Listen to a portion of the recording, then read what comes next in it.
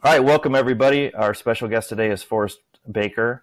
He's had a YouTube channel only since February. And Forrest, why don't you tell everybody again? We had some audio and video difficulties. Tell everybody again, like how your channel got to where it is today. Okay.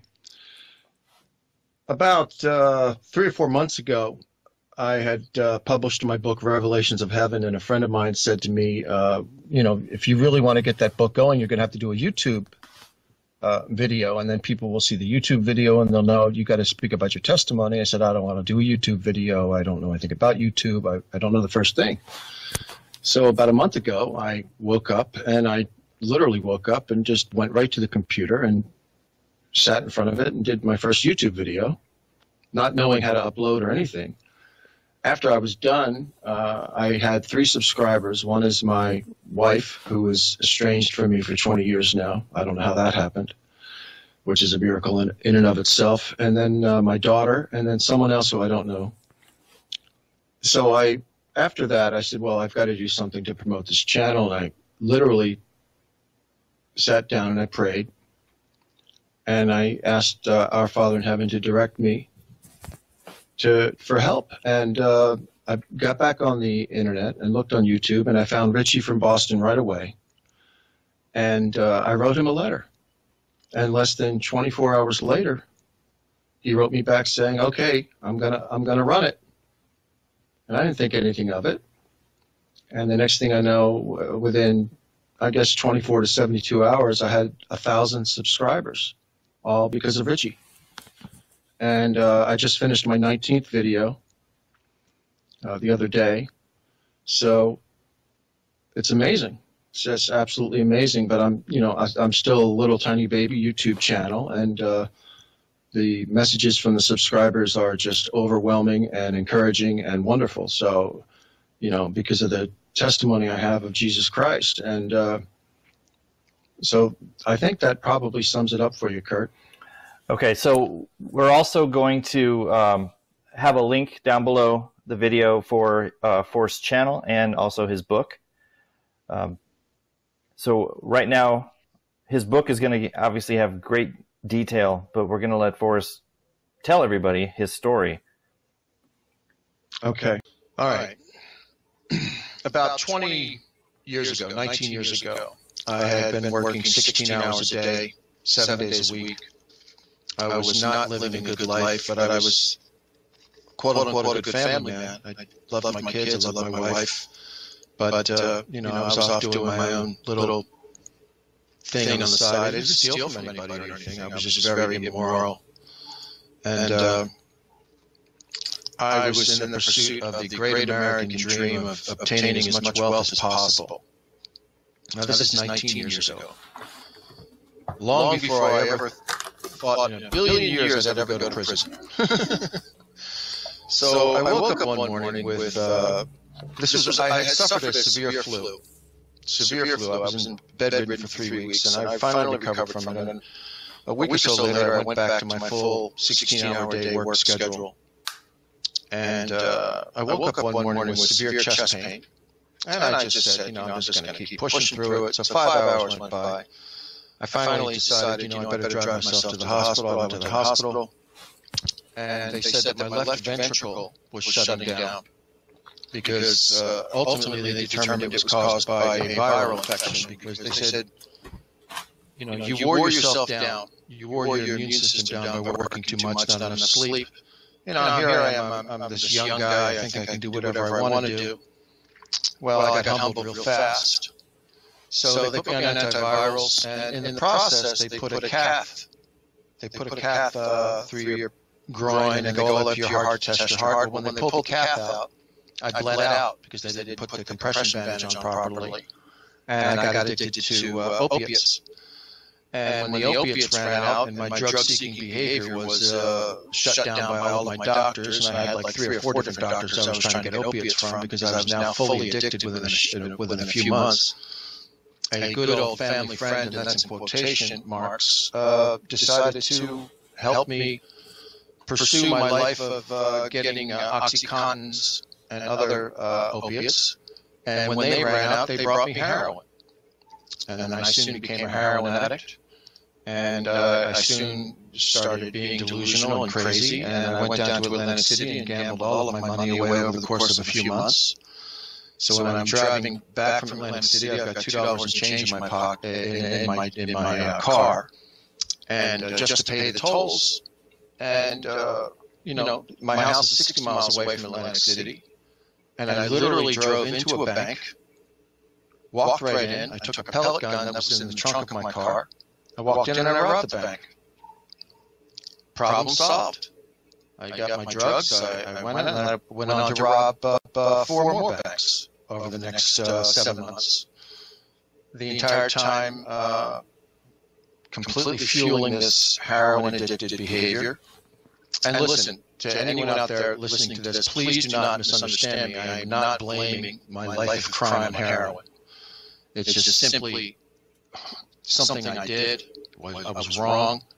And my rationalization was that when I'm robbing a federally insured bank, I'm not hurting anybody. But what I did was I hurt these horrible tellers, these poor tellers, scared them horribly. And so for that, it's taken me a long time, and I can't talk to these tellers. They won't allow me to. Under the forever, I'm never allowed to talk to them. They can reach out to me if they want, but that's just the way it is in the judicial system. So after 6-7 months of this bank robbery thing, I had not followed the news. I was now on the FBI and New Jersey Task Force, Joint Task Force, most wanted list. I was a serial bank robber. Evidently, my picture had been on the news all the time, and I didn't know about any of this. So one morning, bang, bang, bang, bang, bang on my door, my apartment.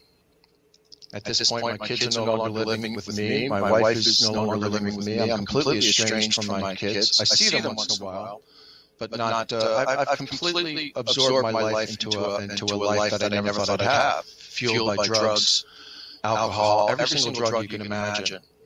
And then, of course, robbing banks. I went from this Boy Scout life to being this complete lunatic, this crazy person, this miscreant of society. So the FBI SWAT team came and they got me. And they brought me to the Federal Detention Center. Well, they brought me to the FBI field office first. So long story short, and I don't want to make this interview too long, just give an introduction. Because I don't want to go into too much detail at this point, because this video would be 16 hours long. The bottom line is that within 3 or 4 days, waking up sober and throwing up and detoxing off of heroin, I realized, wow, I really screwed my life up really, really bad. And, for the next 15 years, I was in prison. And in April of 2017, while I was in prison, I had just finished working out in the yard, weightlifting the whole 9 yards. I came in to my cell, I sat down, and I had a glass of water. And as I swallowed the first sip of water, I had severe strangling pain in my neck, my throat, my abdomen, the whole 9 yards. And then I was rushed to the hospital, where I died. They brought me back to life. And then they gave me some drugs, and I sat on a gurney for 8 hours before they transferred me to a trauma center, which was a half an hour away in Camden, New Jersey, this world-class trauma center, where they literally cut me open and repaired my ruptured dissecting aorta, which is the largest artery in the body, had split apart. And I suffered 5 major organ failures. And from there, I also lost 90% of my intestines, which had died because of the blood loss. They had to open me up and cut all of my intestines out a day and a half later after this initial surgery. But what happened to me is I went into a coma.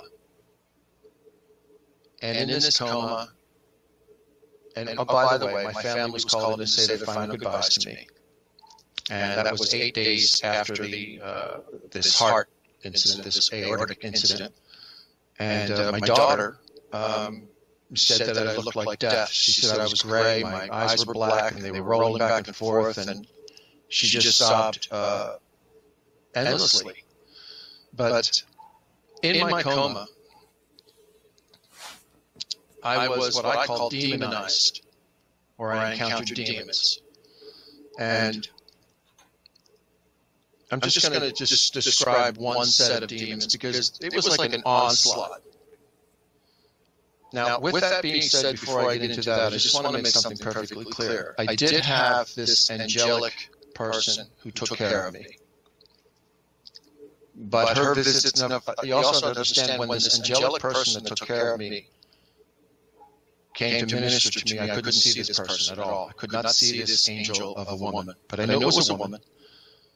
And she would continually tell me, you're going to be okay, you're going to be okay, blah, blah, blah, things like that. I hate to use that blah, blah, blah, but I don't. But, and then she would leave. And then these demons would come. And they would laugh at me and mock me. In fact, one time, one of them was talking to some of his other demons. And now these demons I could see.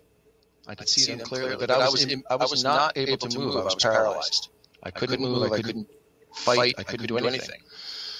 And the one demon said to the other ones, they make it so easy for us. And I knew exactly what he meant. He meant that because we choose, because I have chosen, I'm going to say I chose to follow this path of unrighteousness and this worldly debauchery that I was involved in, drugs, alcohol, sin, pornography, masturbation, and then, of course, robbing banks, not to mention adultery, because I was married at the time and I was, a sex addict as well. I was doing everything nasty under the sun. I was just this horrifying person. So this demon had laughed at me and told the other demons that they make it so easy for us. So I knew instantaneously what he meant. But there was another episode of I find myself walking along this country road, and there's a woman up in the distance by a well, and she has a bucket in her hand. And the next thing I know is she's welcoming me. And so I end up into her place, her house, which is an old house. And the next thing I know, she goes into this other room after making me some food to eat. And I don't care what she's doing because I'm so hungry. And when I go into this room, it turns out to be a bedroom, but it's not just her. There's two other beautiful, beautiful women with her. So they attack me, basically. They throw me to the bed, and they try to seduce me, so to speak. But they try to cause me pleasure, and they do cause me pleasure, but it's not sexual pleasure. It's this incredible feeling of being embraced and loved like you've never been loved before. And I knew that they were no good. I knew that they were basically, I didn't know at the time what they were, but I knew after that time I knew what they were, which is they were demons. And I said, look, I'm not interested, and I kept trying to push them off at this point. And they kept saying to me, he doesn't love you. And I knew they were talking about God. And they said, we love you, just commit to us, and we will promise you everything you ever wanted in life. So when I rejected them and told them, and I called out to God and to Jesus Christ to save me, these beautiful, beautiful women turned into the most horrific, scarred, grayish and black demons you ever could imagine. And the next thing I know, I'm back into my onto my slab, which I didn't mention earlier, a slab that I seem to be on. And my angel would come by, and I couldn't see her again, would minister to me for a while, and then I would go into this another set of demons would come by, and she would leave, and another set of demons would come by, and this repeated over and over and over again. And my 30 days in a coma, to me, didn't last 30 days. To me, it was years. And I kept thinking, wow, I am going to be in hell forever, because for me, and I want everyone to understand that this is very important, to me this was hell. I didn't know that I was still alive in a coma. I thought I was dead. I thought I was in hell. And this torment that I'm talking about is horrible. Now, other people talk about fire and brimstone and all this other stuff, but that's not the way it was for me. This was a psychological torment. And of course, I was also in physical pain. And so that's where what happened to me with my coma, Kurt. Okay, so my first question is, when you were in this, whatever you want to call it, with these demons that were tormenting you, where were you physically? Could you see your surroundings, or were you like in just darkness with these entities like there? Or were you in an environment of some sort? I was in different environments depending on where the demons took me. They would transport me instantaneously to whatever they wanted to do with me. And it wasn't just one set of demons, it was like an onslaught of like their tag team wrestling, so to speak. And it would switch from male demons to female demons to everything under the sun. And they wouldn't reveal themselves as who they really were until I started rejecting them. All they wanted me to do was to denounce God and denounce Christ. They really, that's their main goal, was just to make me just say that, you know, they go their way, and they promised me this quote-unquote happiness, this eternal happiness of joy and physical pleasure and sexual pleasure and everything else under the sun. And I just kept rejecting it. I knew it wasn't right in my heart. And I kept rejecting them, and I kept calling out to God. I kept calling out to Jesus Christ. And the feeling of overwhelming guilt of, I'm trying to figure the right words here, guilt of my life, of debauchery. All I wanted to do was change. All I wanted to do was repent. I just wanted that opportunity. I wanted a second opportunity to change my life. Did you sense frustration on their part at some point? Were they getting angry, like this guy's should have turned by now? Or what I sensed was that they just kept trying every new trick under the sun. They didn't show their frustration until I rejected them. For example, those 3 women that turned into devils before my eyes, yes, they were very frustrated with me, because they were offering me what I guess someone who had been in my position in the real world would find to be pleasurable. But I no longer found it pleasurable, because I knew in my heart, I knew in my soul that these people were devils. I knew it. And what was like the moment where you left that realm back to the physical plane, like where you returned to what you would call your consciousness? Here? Okay, well, when I woke up, I was confused, but I kept having these very strong memories. I could not, the memory of my coma never left me, even to this day. And I first knew that I was awake when a nurse said, "Oh, you're awake." And believe me, I had some really great nurses, wonderful, God-fearing, God-loving nurses, and I had some very horrible nurses. In fact, one nurse had walked into my room, and she was standing at the doorway, and I'm watching her, and I see literally a demon right next to her, standing right next to her, whispering in her ear. So the next day she came back, and this particular woman, I did a video on it, she actually screamed right into my face like this far away, screaming at me, "Why won't you just die?" Wow. And, you know, you're a piece of this, you're a piece of that, and just, the evil was unbelievable. The tension in the room, the evil in the room, and I would call out to God, because I couldn't talk, because I had this trach here. All I could, you know, without the trach I wouldn't be alive, obviously. But yeah, this woman left. She left, and then all of a sudden, this wonderful angelic nurse would come in, and who weren't even my nurses. Now, this is a prison ward. This is a prison ward where I'm isolated in an ICU room all by myself. And this nurse came in and she just grabs my hand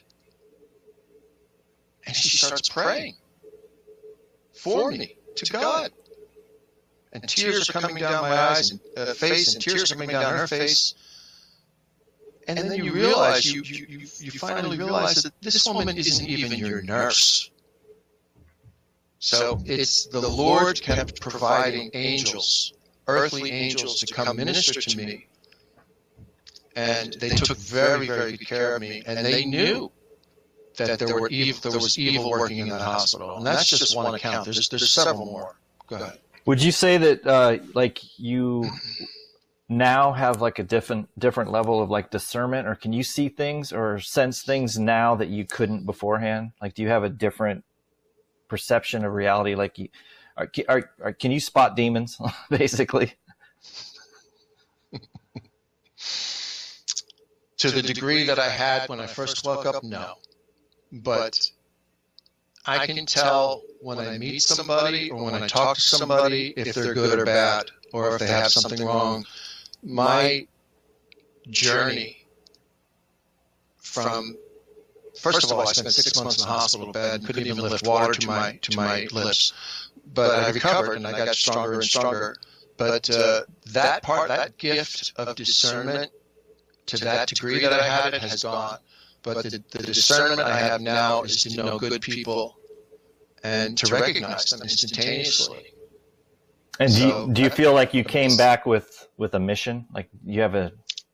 Yes. When I was in my hospital bed, I would pray much of the day.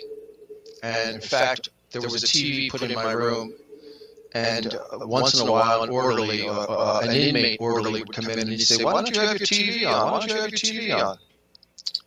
And I would basically, get out my clipboard and write or mumble to him, I don't really need the TV. I'm not interested in, So, yeah, I prayed to God and I talked to God and I said,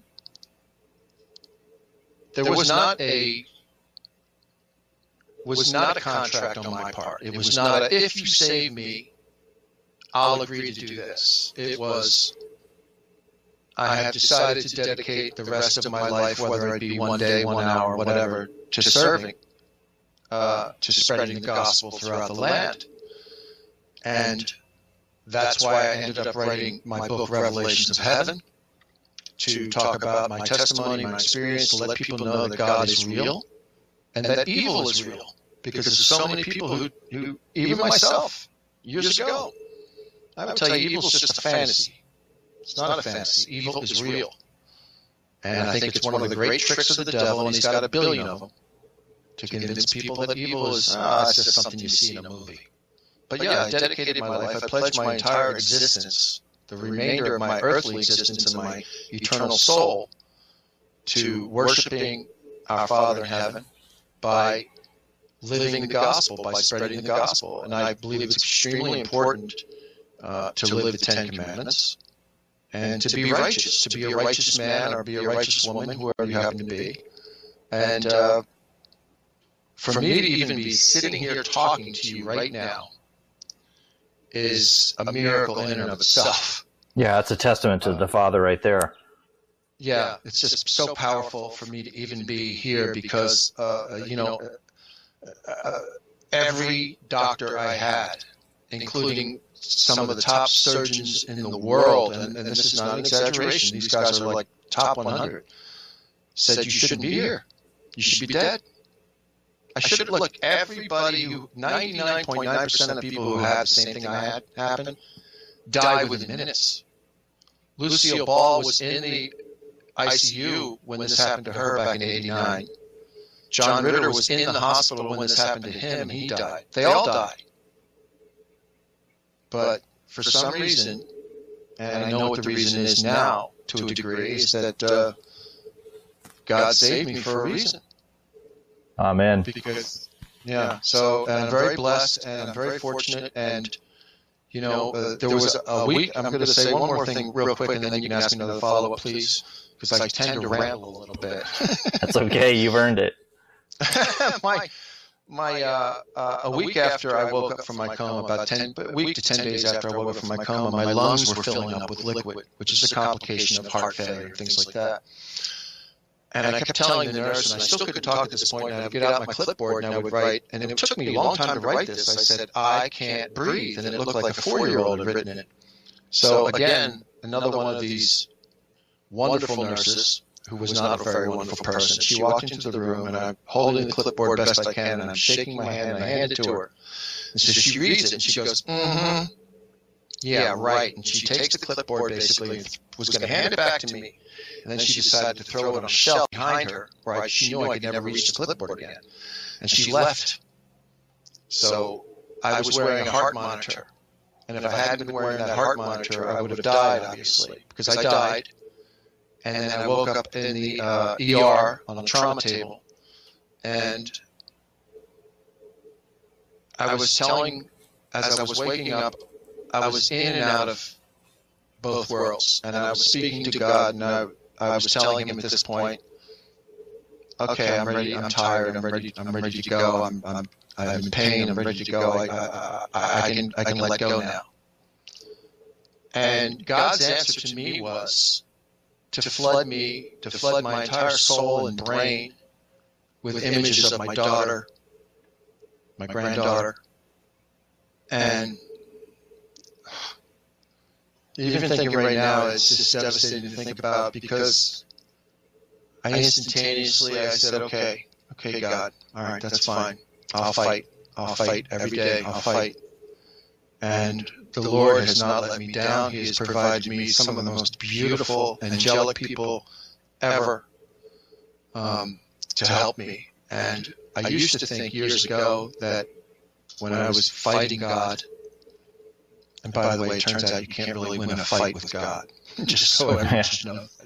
You don't get to win. You can fight all you want, but you don't get to win the battle. And years ago, I kept saying to God, because I always had this fight with him, where I would say, where are all the good people? Where are all the good people? I don't see any good people.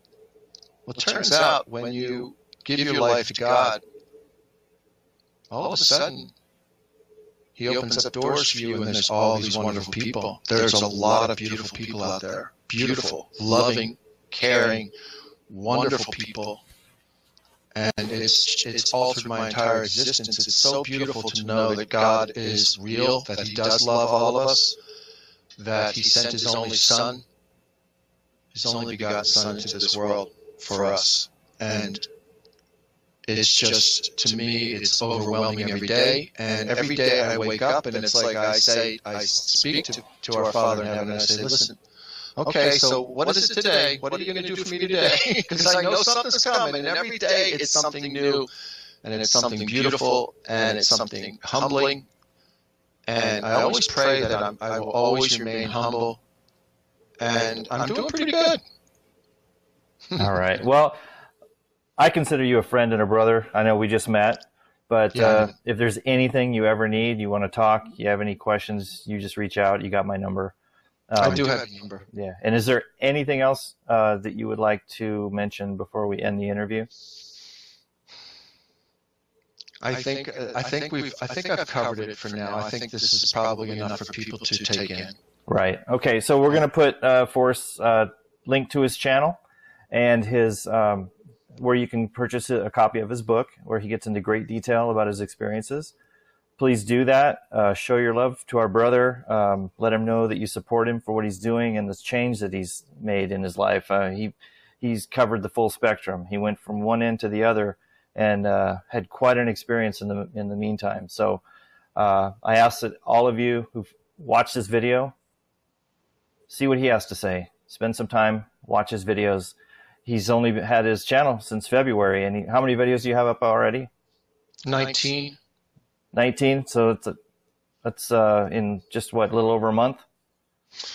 Yeah, I get up and sometimes I walk right past the computer, and the next thing I know, I always pray when I get up every morning. And one day I was walking past the computer, and I went, oh boy, here we go. And I sat down, and the Lord had something for me to say, and it's been like this every day. And Look, there's a lot of people out there, and I do want to add one thing. There's a lot of people out there who are very desperate and lonely and hurting inside.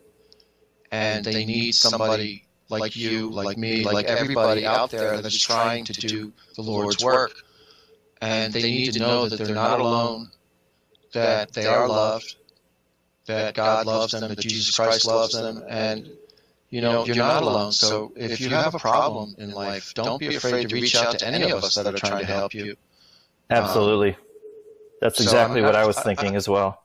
Yeah, so God bless you for, and by the way, I want to give a shout out to Brandon. Absolutely. What a nice man he is. And so that's it, I think, Kurt. Okay, so thank you, everybody. Thank you, Forrest, especially. I know this all came up on real short notice, and you were extremely kind with your time. Anybody out there, if you're going through anything, reach out to either one of us. We're here for you, okay? Most of you know how to get a hold of me. I think I have my contact information is below each video. Forrest, do you have your contact information on your channel? I do.